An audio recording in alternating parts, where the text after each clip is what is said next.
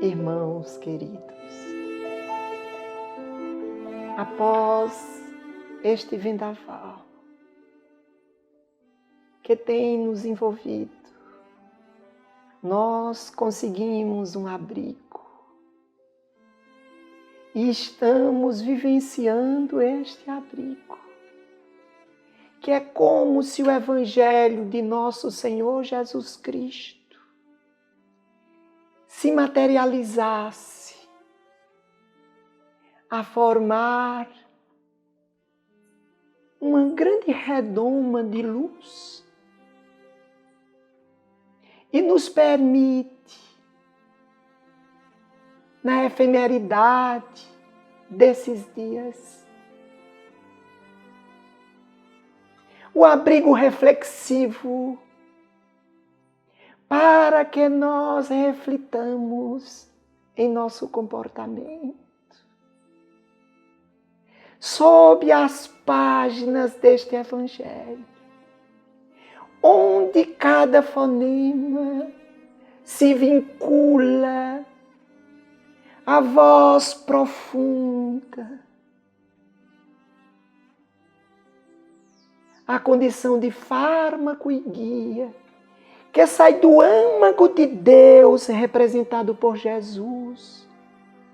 E no abrigo deste Evangelho temos a condição de inspirar esta luz para que ela balsamize as nossas chagas e guie os nossos passos no roteiro da imortalidade.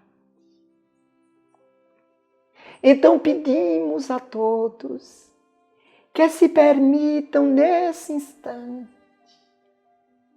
esvaziar a ânfora da alma, como se fosse uma tela.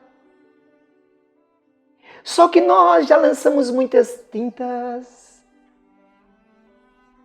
E essas imagens, apesar de tão belas, quando tentamos grafá-la e representá-la no espírito, elas não se encontram plenas por conta das marcas de outrora. Nos permitamos, pois, tentar, ao menos protegidos pelo Evangelho do Cristo, torná-la o mais limpa possível, para que os benfeitores espirituais, se utilizando da aquarela de Deus, pincelem em nossa alma os azimutes necessários entre tons e cheiros, entre cores e brilhos, entre fármacos e mãos que só erguem, para que de todas as formas possamos chegar ao nosso propósito existencial. Quantas vezes, no meio de um livro, uma palavra não nos marca positivamente? Quantas vezes no encontro de amigos, um cheiro não nos povoa dos melhores pensamentos? Na brevidade desses instantes, vamos tentar agasalhar. Por isso, a rogativa, para que nós, em um esforço inaudito, tentemos clarear a tela do nosso espírito, para que possamos ter esta reflexão. Porque é paradoxal, queridos irmãos, o ser odierno, detentor de tanto conhecimento, onde nos permitimos ser especialistas em generalidades, caminhemos tão distanciado do Cristo que professamos. Se o conhecimento nos fala da influência do meio por sobre nós, espíritos que ainda não somos plenos, nós mais do que nunca temos que analisar o momento em que vivemos. E nesse instante nós falamos para aqueles que nos encontramos jungidos por Kardec ao Cristo. Ou em outras palavras, aqueles que nos encontramos unidos pela doutrina dos Espíritos ou Espiritismo. O quão é importante nós sabermos. Então deixa-nos trazer alguns símbolos do passado. Talvez Moisés represente para esse instante o guia que nos libertou dos grilhões dos outros, dos grilhões dos guerreiros, dos grilhões dos subjugadores, dos opressores, dos verdugos. E talvez dentro deste diapasão venha-nos o Cristo nos libertar de nós mesmos, dos grilhões que colocamos como prioritários em nossa trajetória, mas que em verdade nos prendem à condição primária e instintiva. Recentemente, saiu uma reportagem em que arqueólogos e paleontólogos asseveravam que a briga entre os sapiens e os Neandertal duraram mais de 100 mil anos. E que uns tinham a sua origem, os sapiens, na África.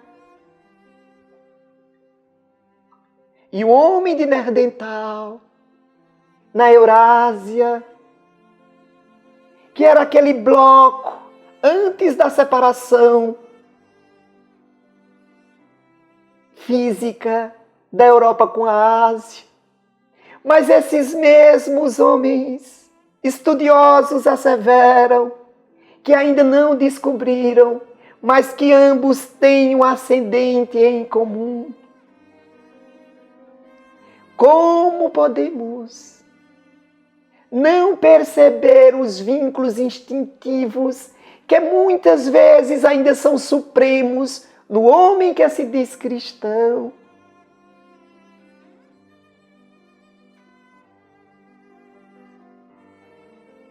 Quando nós começamos a perceber Jesus, a condição do guia que caminha nas entrâncias do nosso psiquismo, que leva luz a mostrar os nossos valores,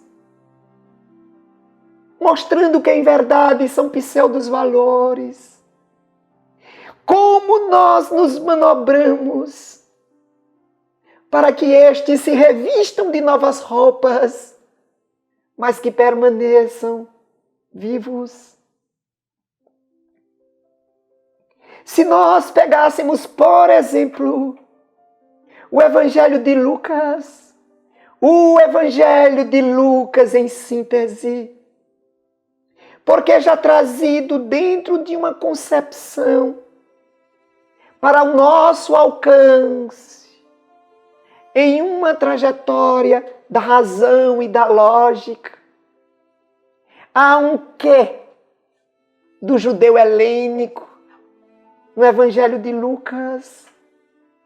Nós perceberemos que ele retrata em síntese a trajetória do Cristo que sai de Nazaré para Jerusalém, que sai dos arredores, que sai das cercanias, do centro espiritual.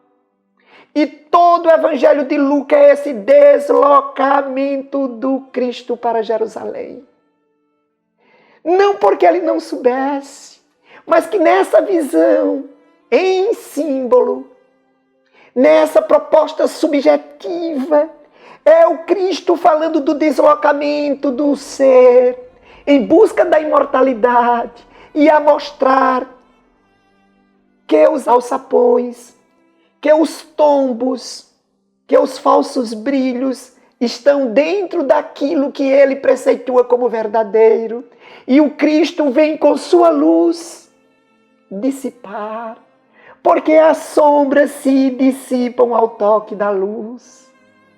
Por mais espessas, por mais densas. Mas nós também perceberemos que Jesus não mostra Jerusalém material, não é o templo, não o templo físico, mas o templo do Espírito, para que não sejamos figueiras estéreis, só com folhagens, onde atraímos os outros e não dispomos dos frutos. Essas imagens nós precisamos colocar na tela de nossas almas. Nos arredores do foco principal, Moisés a nos libertar do opressor que se encontra fora de nós. No centro da nossa alma, na tela de nossas vidas, o Cristo, a condição de luz, iluminando todo o ser para que ele perceba os recônditos de sombras e comece a desvanecer.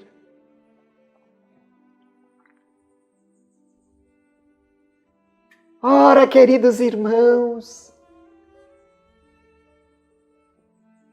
Pedro nos diz em sua primeira epístola, no capítulo 2, versículo 8,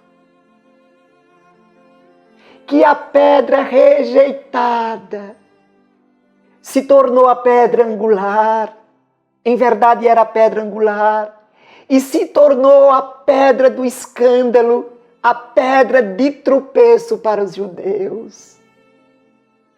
E nós trazemos o exemplo do povo judeu, porque ele se encontrava dentro das predições. Eles eram o povo escolhido e não perceberam Cristo, porque o Cristo não viera como eles esperavam. Se o Cristo não tivesse vindo, talvez a trajetória deles prosseguissem. Mas o Cristo veio, é verdade. E se tornou a pedra do escândalo, a pedra do tropeço. Porque ali estava o projeto divino a atestar os desvios da Jerusalém liberta, da Jerusalém do alto, que devemos cravejá-la no nosso âmago, onde cada consciência transformar-se-á em um templo de Deus. E nós falamos com essa ênfase para os espíritas que somos, porque nós temos a oportunidade de observarmos em uma visão macro a trajetória judaica, a proposta cristã das religiões primeiras. Temos a oportunidade de nos deleitarmos com o conhecimento, mas temos de novo a enxertia divina através do Espiritismo. E quanto de nós não temos caminhado a ilures, as orientações dos Espíritos, correndo para os abismos, como se estivéssemos adquirindo as asas para o voo da imortalidade. A autocrítica é uma necessidade.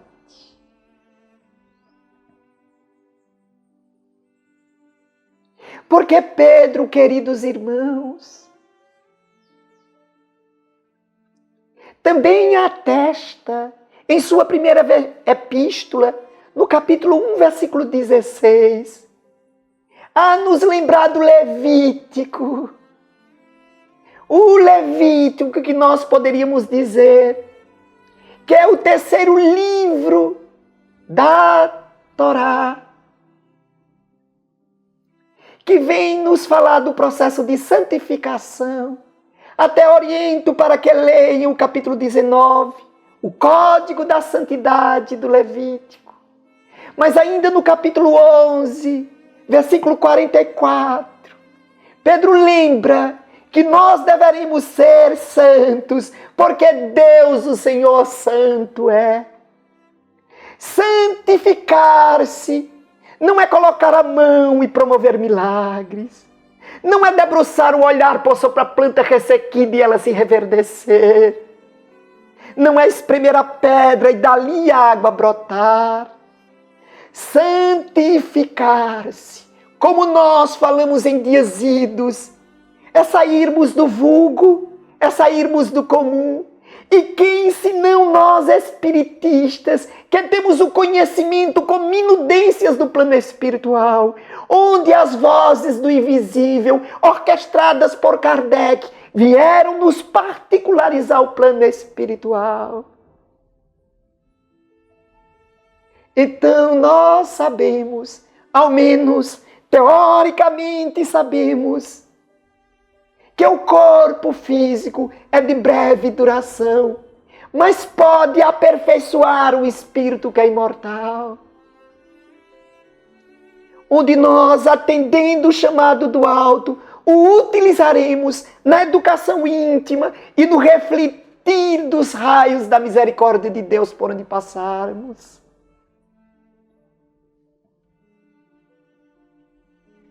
Santificar-se, Kadosh, é nos separarmos do comum. Então, nesse primeiro instante, nesta tela que estamos pintando na nossa alma, o que há de incomum no nosso comportamento em uma sociedade polarizada, estiolada pelos falsos líderes, que nós temos tão bem condição de identificar.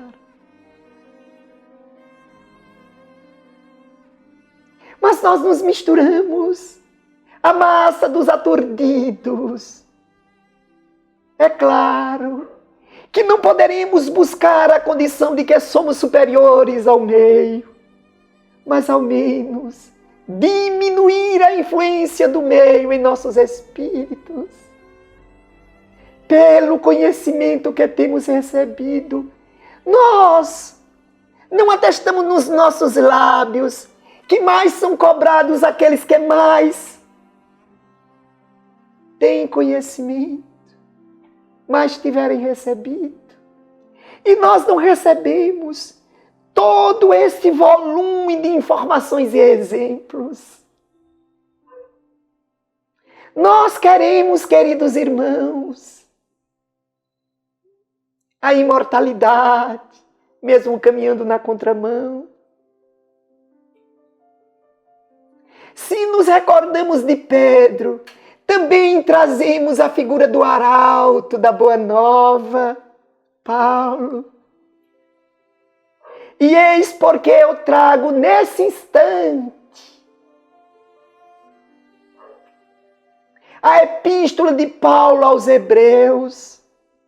Porque os hebreus, queridos irmãos, é justamente o povo escolhido por Deus para pulverizar a terra. E não percebem a chegada do Messias. Porque o aguardam dentro dos próprios olhares e não decantam a visão para perceber a luz da verdade ou o amor personificado. E Paulo, nos preâmbulos, na introdução, no primeiro capítulo, ele diz que nós somos co-herdeiros. O herdeiro é Jesus. E que o co-herdeiro só usufrui, só goza da herança do herdeiro se estiver próximo a ele. Se nos distanciamos do Cristo, não gozamos da condição de co-herdeiros Então, para estes, choro e ranger de dentes. Mas nós queremos a herança divina, sem caminharmos ao lado do Cristo, sem seguirmos o Mestre. Queremos que o Mestre nos siga nos nossos devaneios, que Jesus seja vassalo dos nossos anseios, ainda tão primitivistas e egóicos.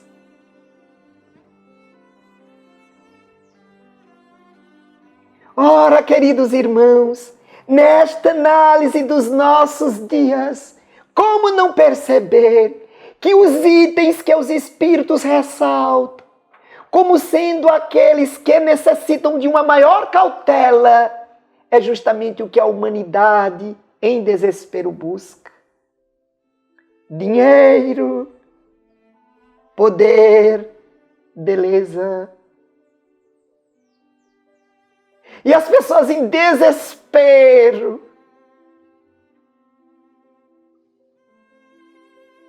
teoricamente, aqueles que já trazem a condição em sua trajetória do dinheiro, do poder e da beleza, teoricamente, estão preparados para suplantar as armadilhas do caminho.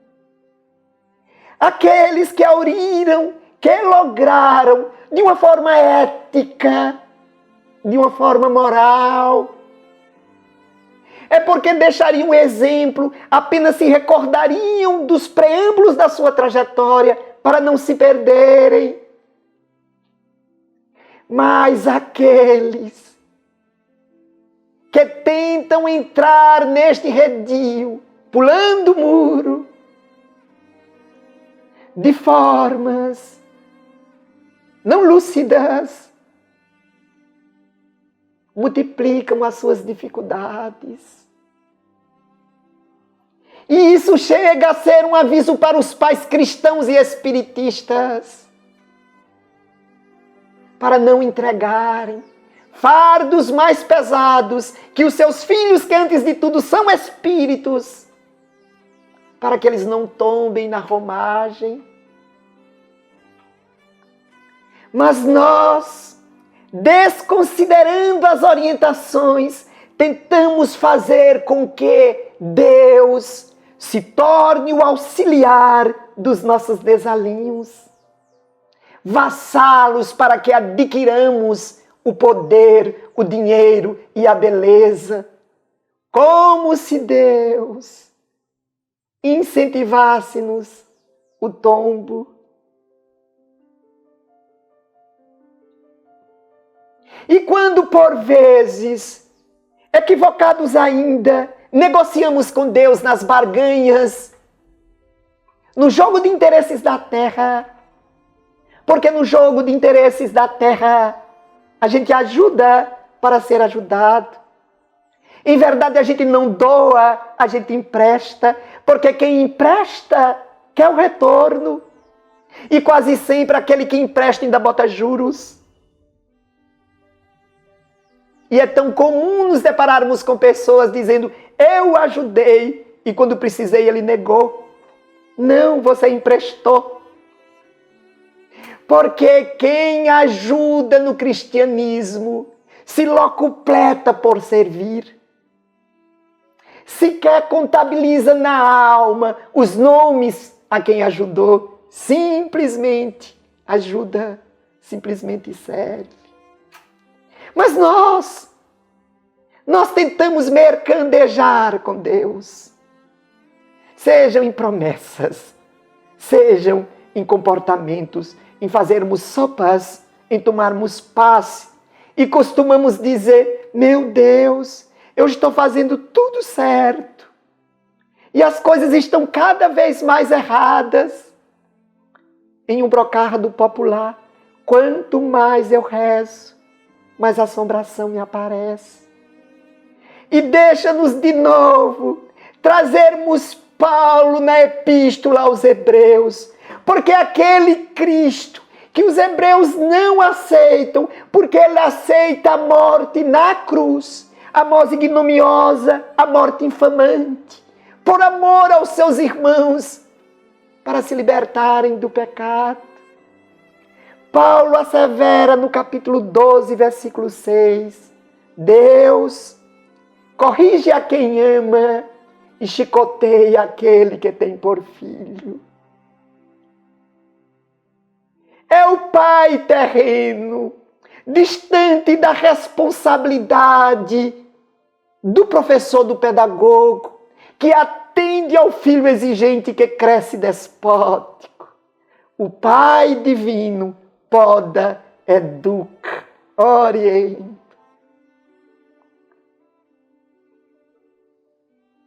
Deus corrige a quem ama, porque quem ama de uma forma altruísta aprende a dizer não. E o chicotear é o fortalecer para se desprender dos liames da terra, entendendo a terra não planeta, não orbe que é pleno, mas a terra, o que nós transformamos em uma sociedade que deambula.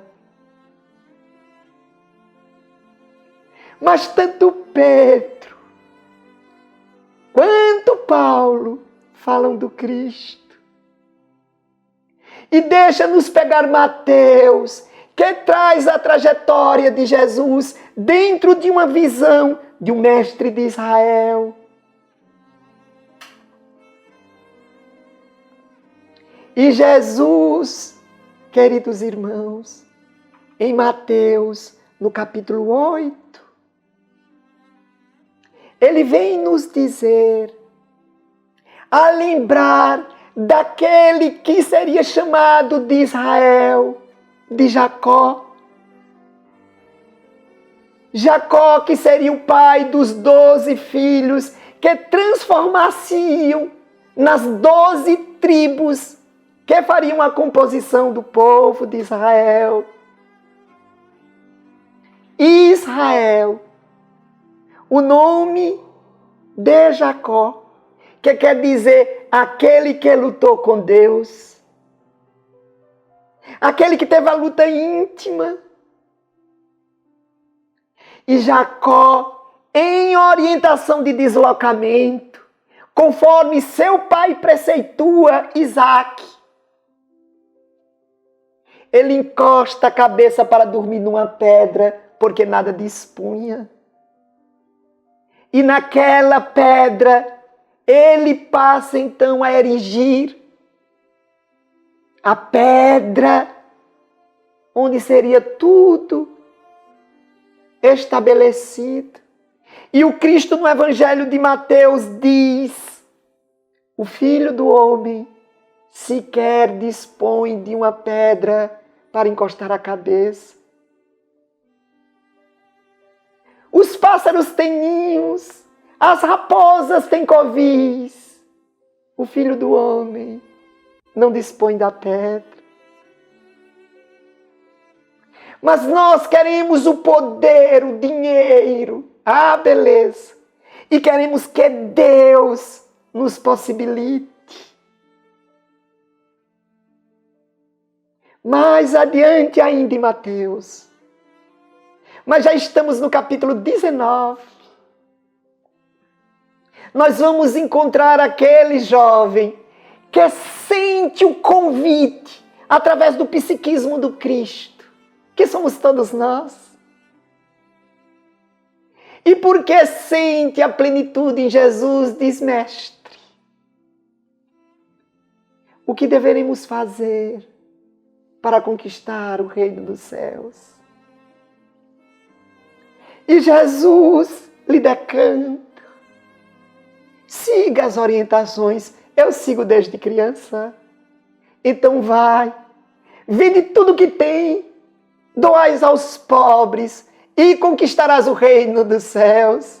E narra o evangelista Mateus que ele baixa a cabeça abatido porque dispunha de muitos bens.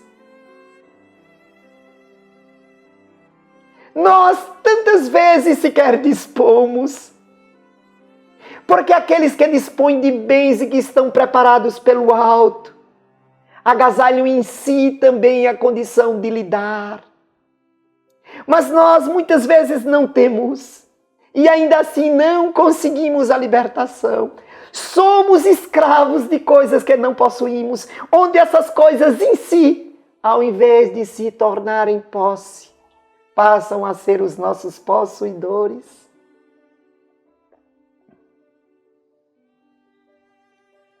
Irmãos queridos, a trajetória em direção à plenitude exige sacrifícios, porque são os cortes das ramas que nos alimentaram do lodo dos nossos equívocos. E durante esta poda nos sentiremos debilitados, porque mudou a alimentação. Qualquer mudança de alimentação tem um período de adaptação. A alimentação mais grosseira para a alimentação mais sutil. Nós espiritistas sabemos que nas esferas espirituais o espírito recém-liberto ainda toma caldos, porque a natureza não dá saltos. Nos permitamos perceber aqueles que, quando olhamos para trás na trajetória da humanidade, se apresentam como archotes iluminando. Todos pagaram alto preço. Todos. Se pegássemos nesse instante, um entre tantos exemplos de religiosos, como Madre Teresa de Calcutá, que para atender os necessitados teve que romper com a ordem a quem servia e aceitou o sari branco, o traje dos humildes e dos simples, para agasalhar os vitimados de toda a ordem, excluídos. Quem, queridos irmãos, que serviu a Jesus, que trouxe à terra o cheiro do Cristo, que iluminou em espaço diminuto o caminho, que não tenha passado por sacrifício. A condição de pavio que se queima no azeite de Deus para iluminar os irmãos da estrada, mas não fazem isso por obrigação, tem deleite em se queimar para iluminar. Nós, espiritistas, temos o conhecimento, mas não temos nos permitido a vivência. Queremos ser cristãos sem sacrifícios. Queremos ser cristãos convivendo com os mesmos atos, com os mesmos hábitos dos aturdidos. Não importa, nos dizem os irmãos, que os outros não saibam quem são. Os cristãos têm que saber quem são e para onde se deslocam. Irmãos amados, é verdade que os dias com Cristo se passaram. No que concerne ao Cristo histórico. Mas o Cristo ressuscitado, a condição de trabalhador inquebrantável, prossegue. E isso nos dá a condição, através dos lumes trazidos pela doutrina espírita, de percebê-lo na estrada em que nos deslocamos. E eu os convido a termos uma visão do Evangelho segundo o Espiritismo, no que concerne esta posição que nos encontramos, porque nós Somos os trabalhadores da última hora. Trabalhadores da última hora. É o capítulo 20 do Evangelho segundo o Espiritismo.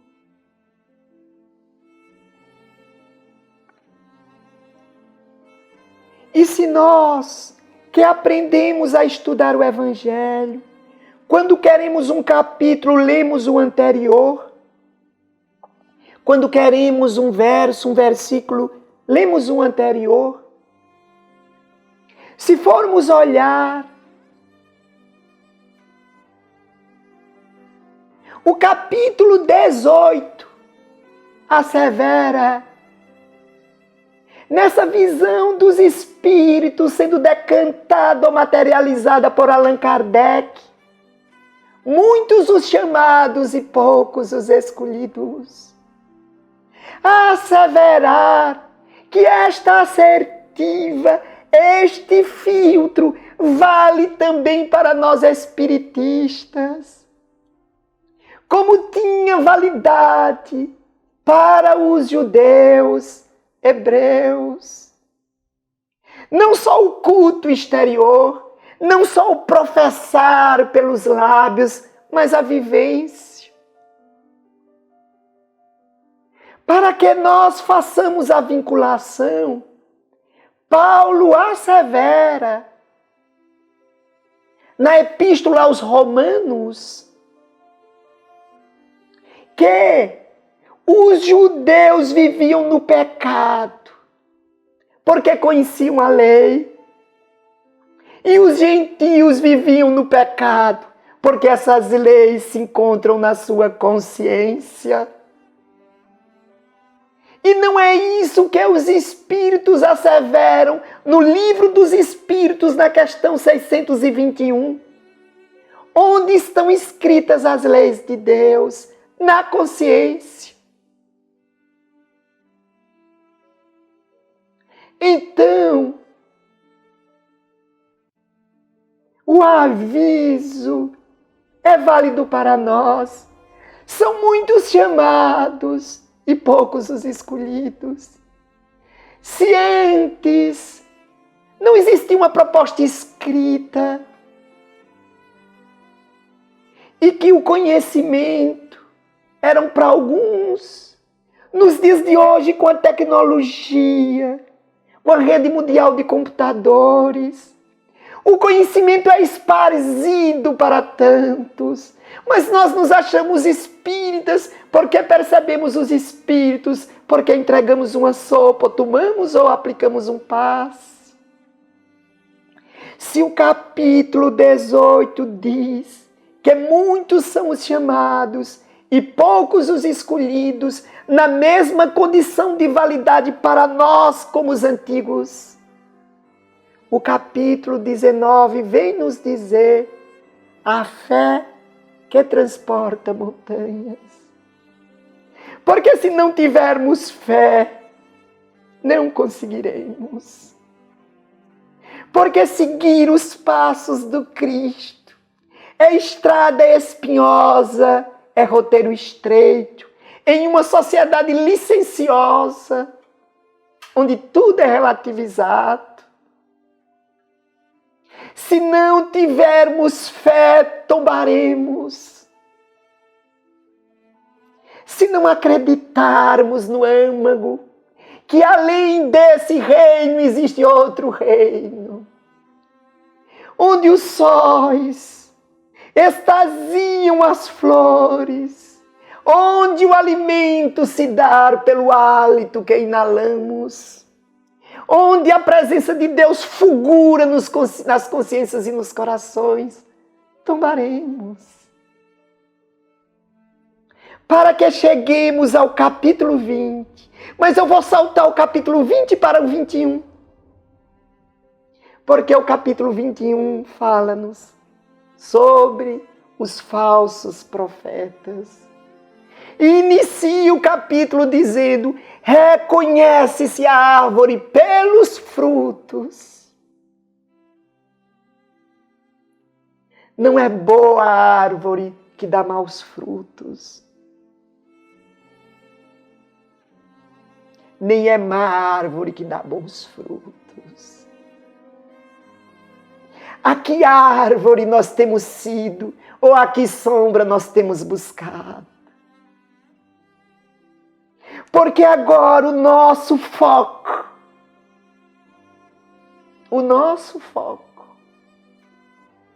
é o capítulo 20, os trabalhadores da última hora.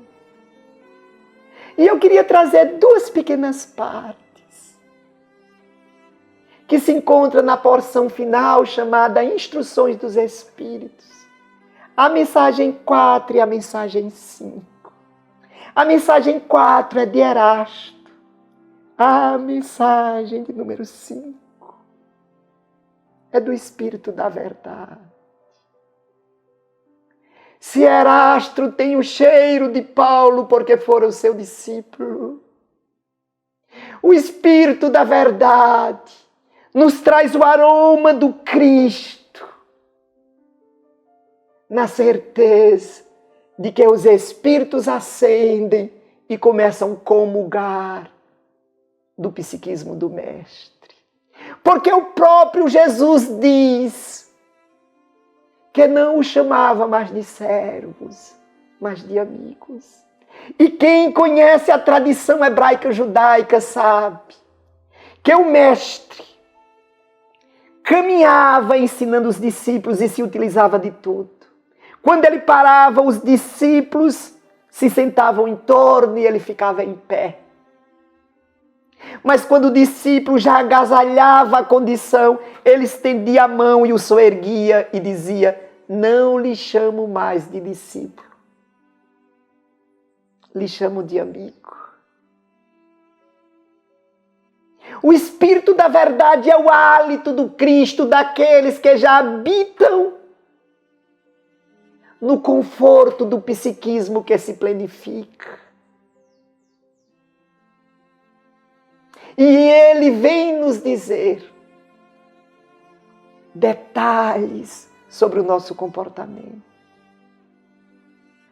Antes, porém, na mensagem de número 4, no tópico do número 4, Erasto diz, e ele inicia dizendo: não já percebeis da tempestade que se aproxima, tragando, levando ao nada a iniquidade terrestre. Em outras palavras, não já percebei que essas abordagens são as tentativas do atraso em não nos libertar? Não já percebeis o hálito do Cristo na alma, no teu âmago, a falar desses mundos, dessas conquistas imorredoras? E Erasto vai discorrendo. E Kardec, o sempre pontual Kardec, inquire Erasto a dizer: ora, se são muitos que transviam-se, que saem do caminho, como nós saberemos quem são aqueles para que possamos segui-los? E Erasto responde: conhecê-los-ás pelas esperanças que distribui, pelo consolo, pelas lágrimas que secam, pelo auxílio aos necessitados, pelos frutos que ofertam. Mas, queridos amigos,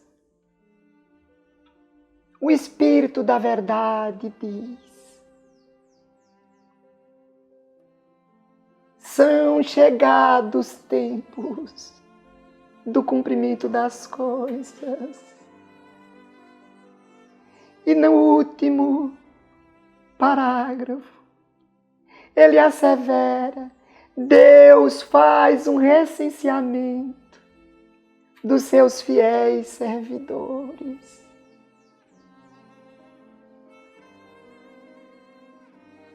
O que é ser um servo fiel? Porque se atesta nos carros em outdoors que Deus é fiel. Mas quem tem dúvidas Mas onde a nossa fidelidade aos propósitos esposados? Onde? Quem se permitiu ler a obra magistral de Emmanuel, naquilo que poderíamos dizer um opúsculo da história da humanidade, A Caminho da Luz, na capacidade de síntese peculiar aos espíritos evoluídos, na introdução, que ele diz que com a evolução da humanidade, a Terra deixará de ter raças para terem almas. E nós estamos vivendo um momento que as fronteiras geopolíticas tombam para que hajam as demarcações socioculturais. E as brigas são intestinas, são internas. Os conflitos em que uns querem ser superiores aos outros, pela tez, pela condição social. E o escândalo é porque muitas vezes as lideranças se dizem espiritualizadas. Como não reconhecer, queridos irmãos, para nós espiritistas, para os outros nem tanto.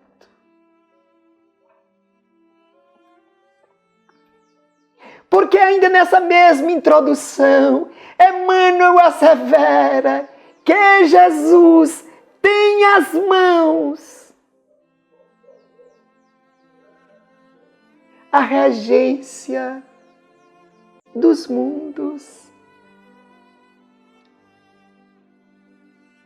e comporta a nós nesse instante a quem temos seguido, a quem temos atendido.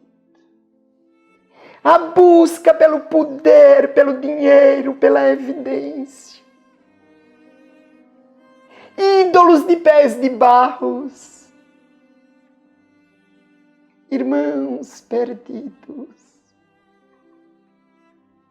A evolução, queridos irmãos, neste relacionamento com Deus é individualizada.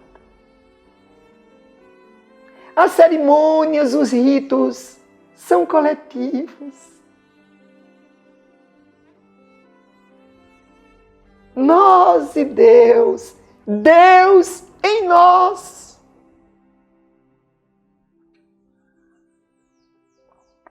Quais são as consequências dos nossos atos?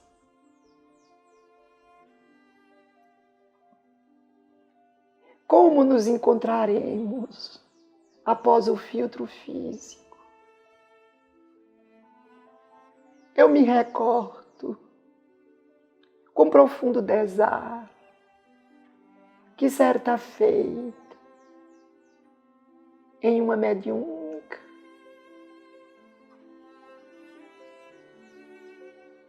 apresentou-se um espírito. É que nós o visualizávamos. E se encontrava uma mulher com um corpo escultural, em um vestido transparente, sobre um sapato vermelho, de salto alto, como se fosse um escarpão. Só que cravado nos seus pés, em seu psiquismo, ela não caminhava, ela desfilava. E nesse desfilar em ambiente mais alto, um ambiente sombrio, a roupa escarlate, a refletir os seus desalinhos, e mãos deformadas, a apalpá-la, a tocá-la, a machucá-la, e ela em desespero. E vinha-lhe à mente que quando ela conseguisse tirar aquela sandália e colocar os pés no chão, ela melhoraria. Porque quando ela se destacou em seu corpo, ela tombou. E se ela conseguisse ter a humildade, libertar-se-ia. Em contato com aquele espírito que agasalhamos em nosso psiquismo através dos recursos mediúnicos, ainda que parcos. Tivemos conhecimento da sua história. Fora advogada, não com muito destaque, em suas andanças pelos tribunais, entrar em contato com a alta autoridade de uma das instâncias da justiça.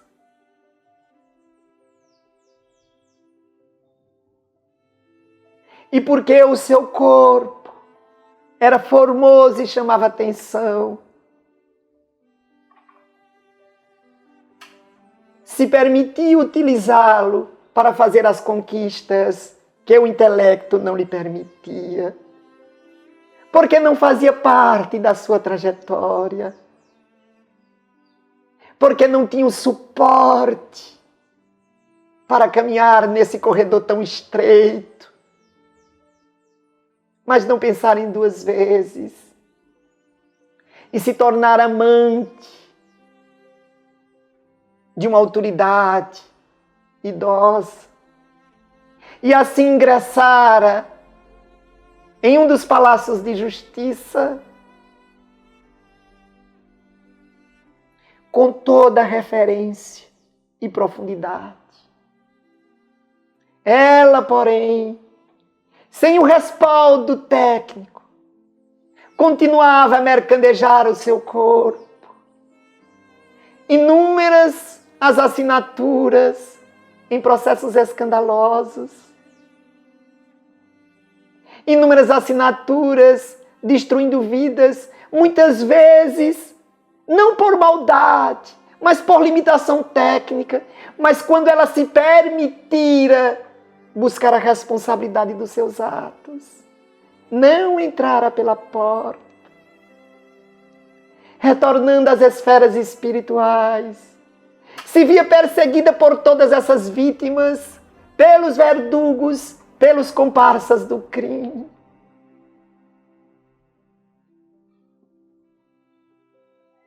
Enquanto ela, em desespero, um dos benfeitores amigos, um homem distinto da justiça, apresentou-se. E ela via na tela da sua mente aquele magistrado, que era uma referência de lisura, de comportamento e de ética.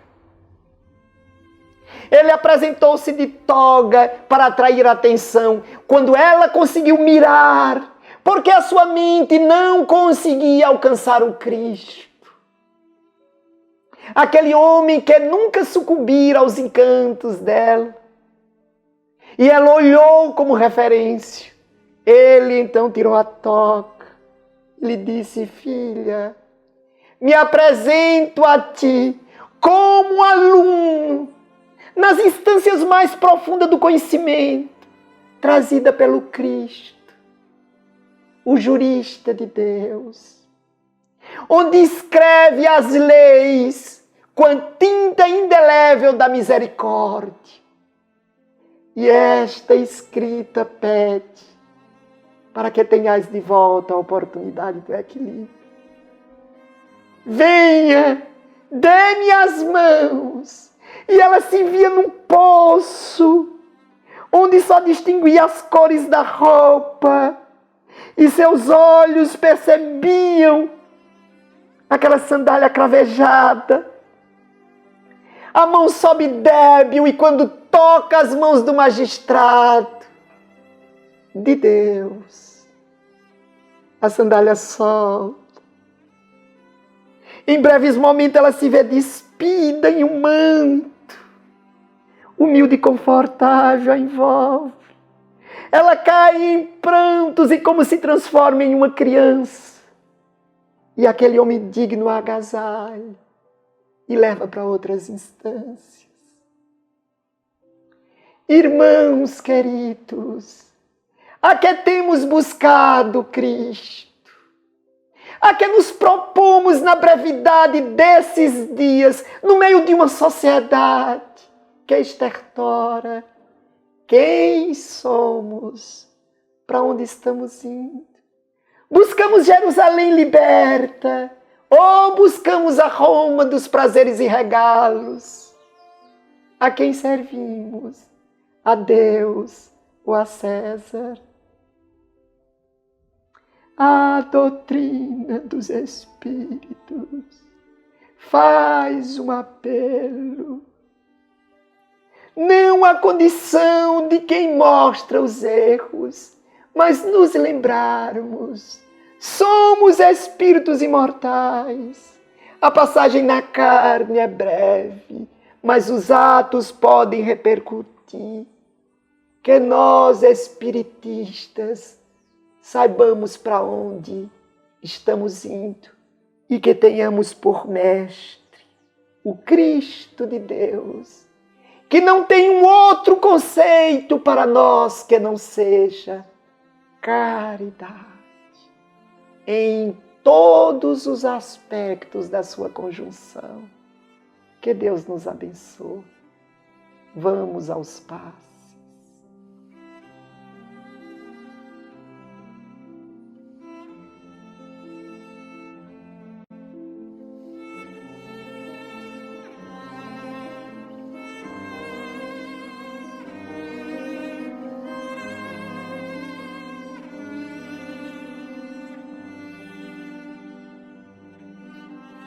Rogamos aos médiuns, passistas, que nos junjamos a Jesus, a condição de umbela divina, de umbela de Deus, e que esse grande protetor de luz envolva todos os necessitados. Ele que é a haste, que é o cetro, que é o manto. Ele que é o hálito de Deus. Senhor, na humildade, por reconhecimento das nossas falhas, nas lágrimas, inconteste de que tombamos, nas chagas, a exararem os nossos rogos pelos nossos desalinhos, clamamos.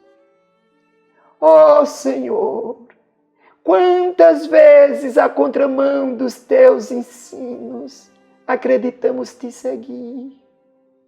E hoje, humildemente, pelas dores que nos são acometidas, pelas sombras que se tornaram espessas, no labirinto e nos cipós dos nossos erros, nos voltamos a ti.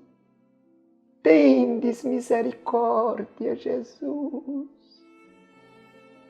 Sopra mais forte, porque temos andado desatentos. Incide a tua luz no âmago do nosso ser, para que identifiquemos as nossas próprias sombras e comecemos a combater. Socorrei-nos, Jesus, porque não poucas vezes, 2000 anos depois da tua vinda, ainda que luarizados pela doutrina dos Espíritos, nos sentimos perdidos. Ó Senhor, por acréscimo do teu amor, perdoai-nos, ajudai-nos, soerguei-nos, guiai-nos, sempre que assim seja. Muita paz.